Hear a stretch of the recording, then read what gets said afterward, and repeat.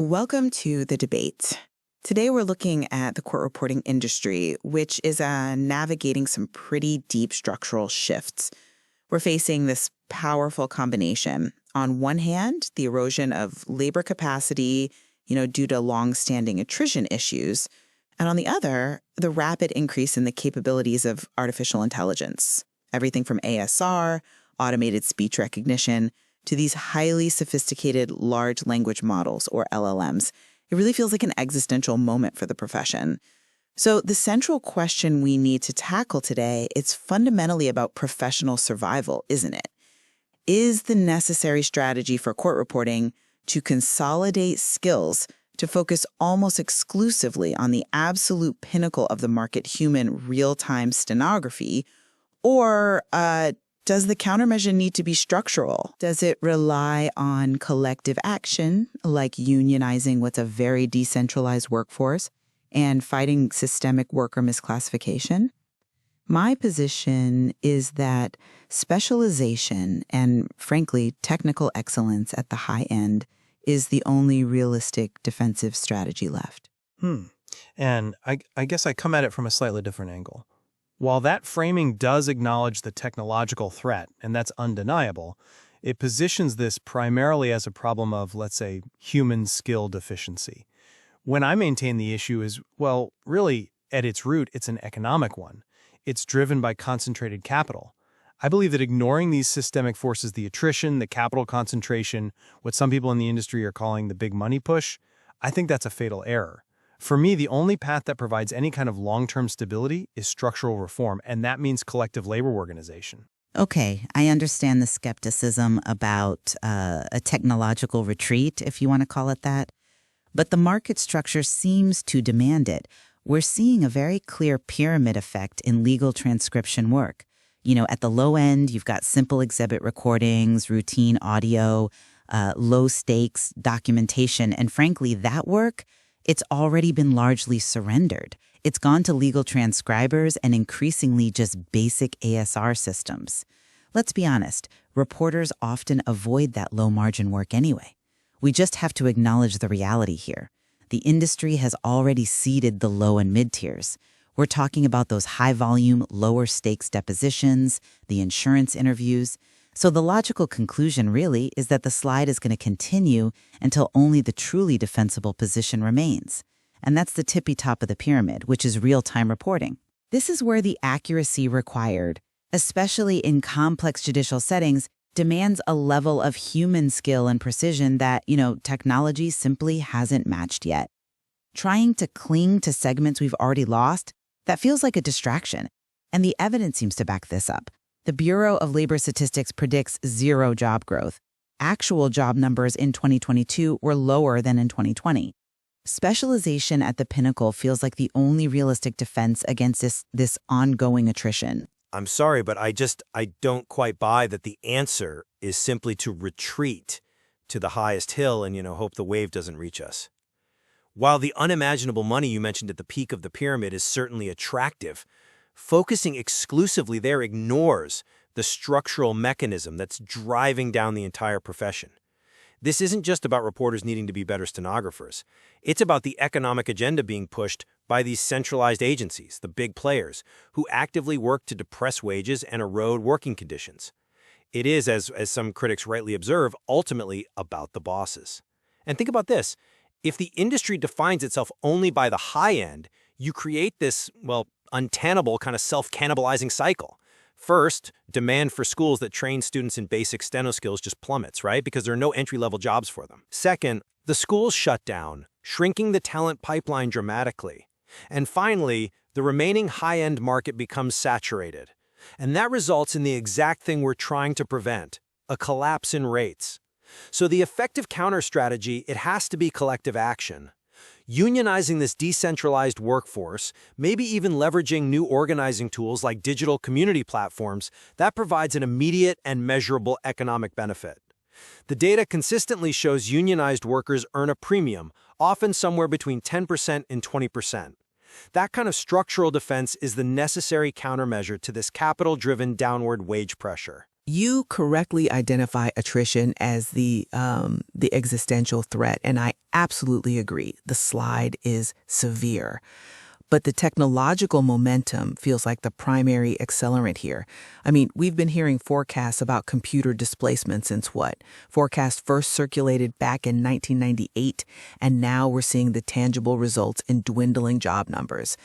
That, to me, confirms that technological superiority, the absolute high accuracy and speed of human stenography, is the only realistic defense against this technological advance.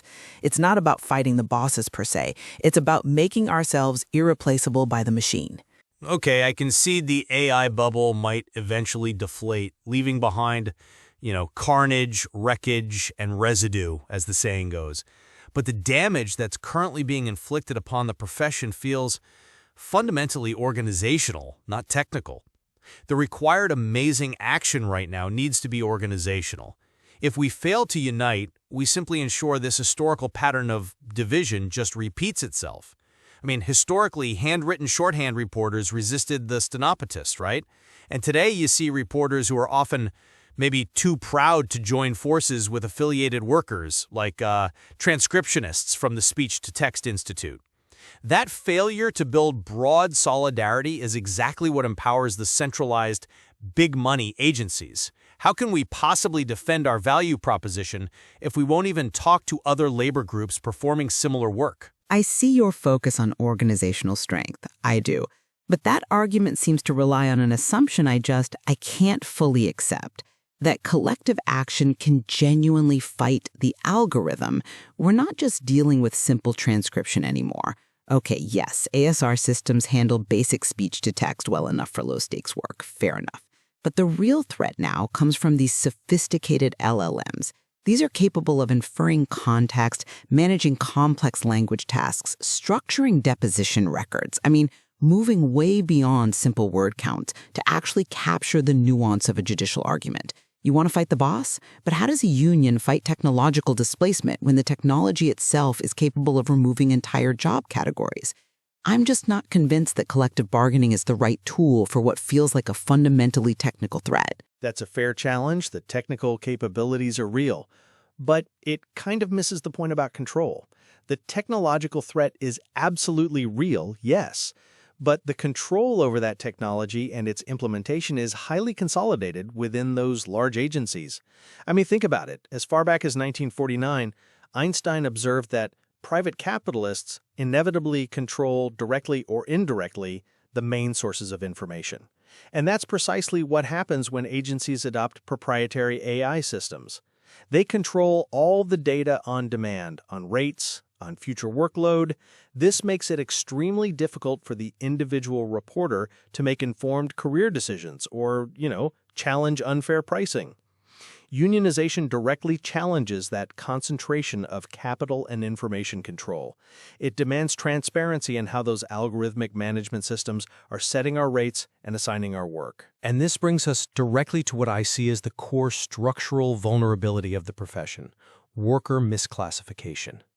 Agencies routinely treat what are, functionally, employees as independent contractors.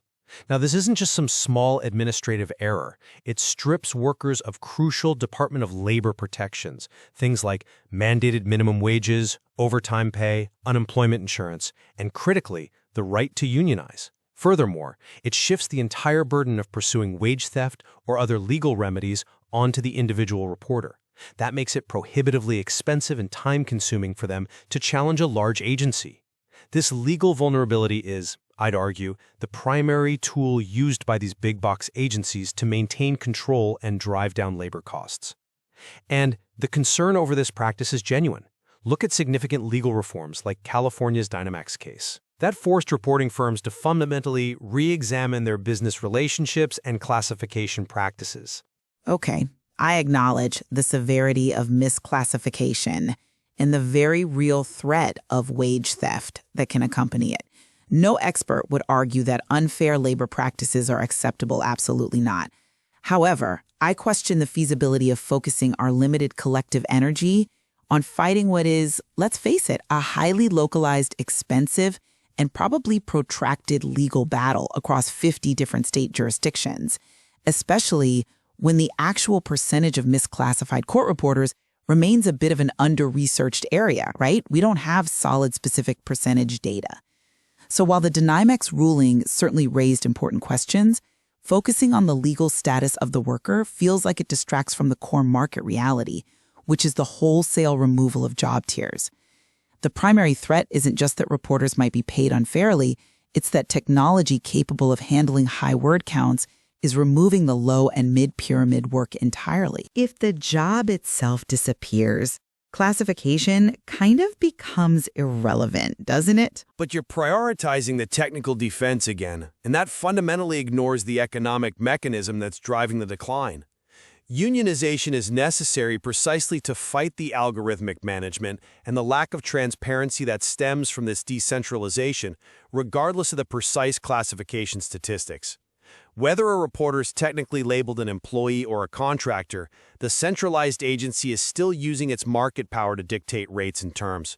The very act of organizing forces the sharing of crucial data, pay rates, contract clauses, and that builds the solidarity needed to actually define and protect our value proposition. We have to unite on shared issues across different locations to counteract the control that these big boxes exert over our wages and working conditions, largely through atomization and, yes, misclassification. Let's return then maybe to the sustainability of the specialization strategy itself. If the industry fully commits to that tippy top, the value proposition remains exceptionally high, and I believe commercially viable. Real-time reporting is fast work. It keeps word counts high, and it exists primarily in these judicial environments where accuracy and immediate verification are simply non-negotiable. We know that robust markets like California, Illinois, Texas, New York, they offer the best prospects for this kind of specialization. This commitment to the pinnacle, it feels like the only path that leverages genuine human expertise and the years of practice required to achieve true certified accuracy above all these technological alternatives. That niche feels truly defensible, provided we stop dissipating our energy on the lower segments that I argue we've already permanently lost. That sounds appealingly simple, perhaps too simple. The problem is the pipeline. If we lose the middle tiers, those transitional jobs where new reporters build experience, pay back their investment in specialized training, who is going to train the next generation? Students just won't endure the multi-year training required for Steno if the entry points simply disappear. Schools will shut down. The talent pipeline will just dry up. And even if, let's say, a few schools remain focused only on the high end, you risk immediate market saturation. A glut of high-end writers will inevitably drop rates, making the whole specialization strategy kind of self-defeating in the long run. That's a critical infrastructure challenge. I absolutely agree. But perhaps the remaining highly focused training institutions will simply adapt. Maybe they'll prioritize quality over quantity. The industry's future doesn't necessarily require a massive workforce. It requires a highly concentrated workforce of, frankly, unparalleled quality. We might be able to weather the shrinking pipeline if we recognize that the future workforce will likely be smaller but substantially more skilled and therefore harder to displace technologically. That focus on ultimate quality is the commercial leverage. But the big boxes are already blurring that line, aren't they? They're actively calling digital real-time, applying their ASR, LLM systems to live audio feeds and marketing the results as, good enough. If there isn't a united, organized front to legally and commercially define and protect the specific superior value of human-certified, verified real-time stenography, then even that technical excellence will eventually be commoditized just like the rest of the pyramid. Technical mastery alone isn't enough. You need structural power to enforce the value of that mastery. Okay, so to summarize my position, I believe the industry's decline is fueled by this relentless attrition, yes, but also by a failure to protect its core non-replicable value proposition. Given the momentum of technological displacement, which has already stripped away much of the middle market, the most practical path forward seems to be aggressive specialization at the highest tier of accuracy and speed. We have to acknowledge, I think, that the lower half of the market has been permanently surrendered to AI and transcribers. Any effort diverted from mastering that truly defensible niche simply accelerates the overall slide into, potential irrelevance. And I would counter that The current trajectory, the attrition, the downward wage pressure, it's primarily driven by capital concentration, not some inevitable technological superiority. Therefore, the necessary solution requires proactive collective action, unionization, adapting organizing tactics to connect this decentralized workforce, and leveraging labor protections. These are the necessary structural defenses needed to counteract the big money agenda that seeks to atomize and control workers. Only this kind of unified front can build the structural foundation required to resist the commoditization of our specialized skill set, even at the high end. We've certainly explored two fundamentally different, yet, I think, evidence-based approaches to counter these existential threats facing the court reporting profession today. Indeed. It's clear that experts in this field really have to decide where to focus their limited energy and resources. Is it on securing the technical mastery and the commercial leverage of the few through specialization? Or is it on building the collective power and the structural security of the many through labor organization? Both technical excellence and structural organization offer credible paths forward, and the industry's future likely depends heavily on which approach gains critical mass first.